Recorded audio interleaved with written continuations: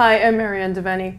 Today I'm here with James Marple, who is Senior Economist at TD Bank Group, and we're talking about what's in store for the markets in 2014. So let's start off with Canada, James. We've seen so much going on in the markets. What's important to you? Well, I think what's important is really the outlook for the economy.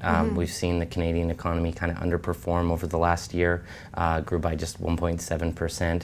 I think there's some signs that we'll see an acceleration next year, especially as the U.S. economy starts to grow stronger. Good signs that they'll accelerate, and also globally, seeing Europe come out of recession. And really this rotation that everyone's talking about in the Canadian economy away from the housing market, away from consumers and debt, and towards exports and business reinvestment. I think seeing signs of that, I think, would be very positive for the So let's talk about some of those then. So let's start with U.S. is usually the big contributor to Canada, whether we like it or not. How much is that in comparison to Europe?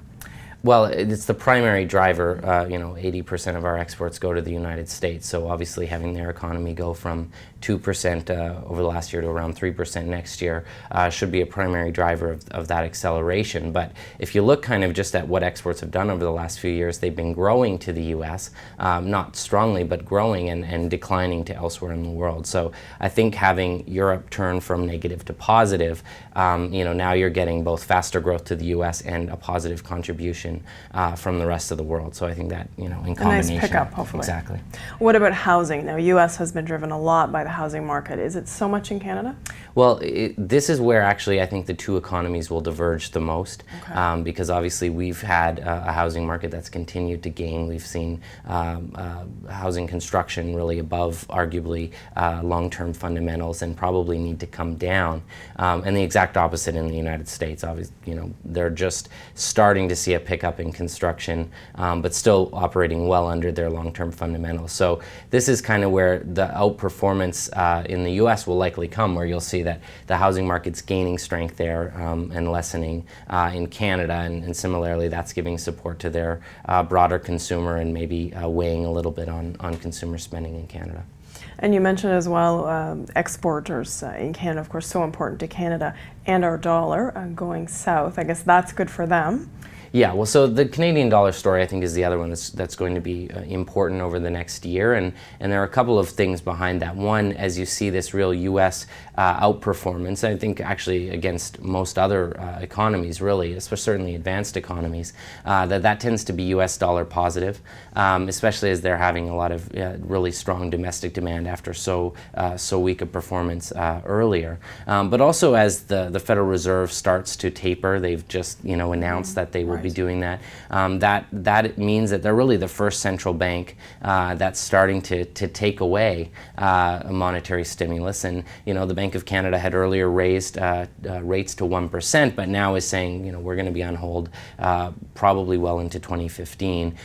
Even though the Fed will similarly be on hold, they're actually doing something to pull stimulus off in terms of lowering their asset purchases. So that should tend to increase the value of the U.S. dollar against the Canadian dollar, as well as the euro and probably the yen and a bunch of other currencies. But most important for the Canadian dollar, that should give some support to exporters who really have lost some competitiveness against the U.S. over the last several years as the dollar has risen, and it hasn't been made up for in lower wages. So you see that continuing as we look into next year?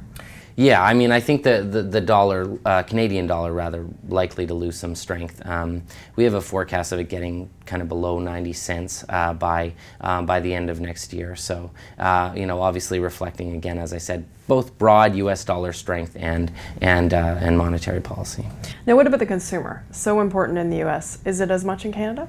Well, still a primary driver of Canadian economic growth, but this is where I think, relative to what we've seen over the last several years, likely to see a little bit slower contribution, a little bit slower growth. And that's just because you look at kind of where consumers are, debt levels. You do see some support from housing and credit markets directly to the consumer, and that's starting to pull back.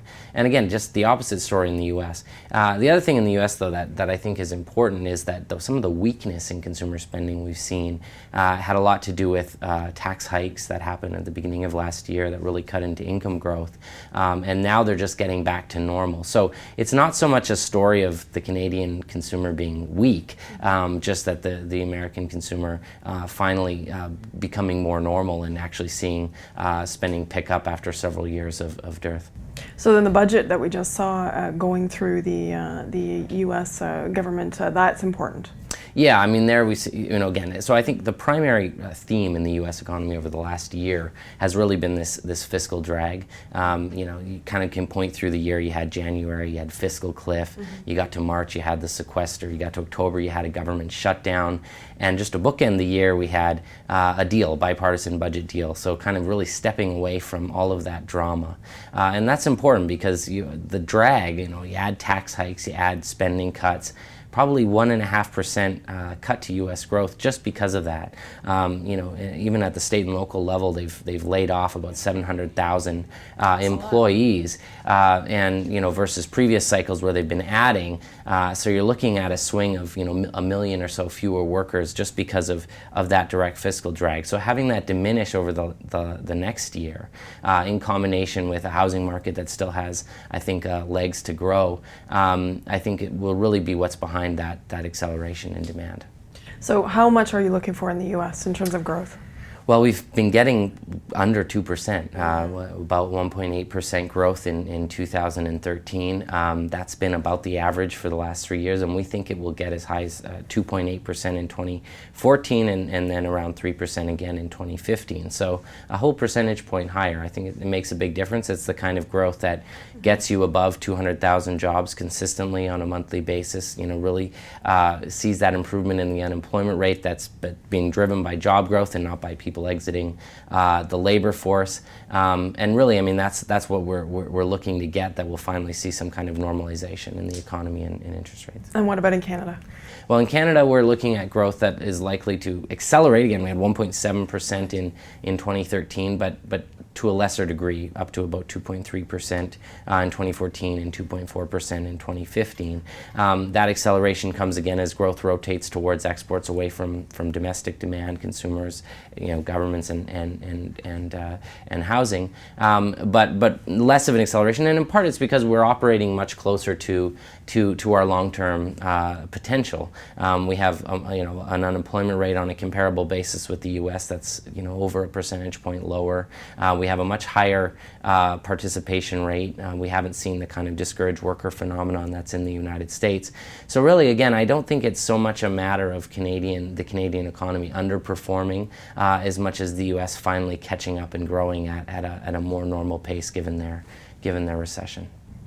And are we expecting in Canada then, we have commodities, of course, such a big part of our world. What do you see for that? Well, there I think that as global growth starts to accelerate, that should put a floor. We've seen a little bit of weakness in commodity prices over the last 6-8 months. That should put a floor on commodity prices. Some of the things like gold may still come down more just because of the Fed actually starting to pull back on stimulus. But I think in terms of oil prices, likely stay pretty close to where we are today and not see a major decline in them, in part because global growth actually will be accelerating, and it will be more due to advanced economies who have a higher propensity to consume certainly things like oil. Some of the other commodities I think will be impacted by slowing growth in China, where we have seen a need to slow growth from kind of the double-digit pace and still do these kind of structural reforms that limit credit growth, and that I think will keep a lid on commodity prices and certainly kind of not into another major expansionary phase. But as I said, I think an increase in acceleration in global growth more broadly in general should be positive for commodity prices. So modest growth overall for next year? That's right, in Canada, and I think probably a little bit less modest in the United States. And again, if you kind of expand out into Europe, you're moving from decline to modest increase, but that swing I think is pretty important. All right, thank you very much, James. Okay, you're welcome. I've been joined by James Marple, Senior Economist at TD Bank Group. Thanks for watching.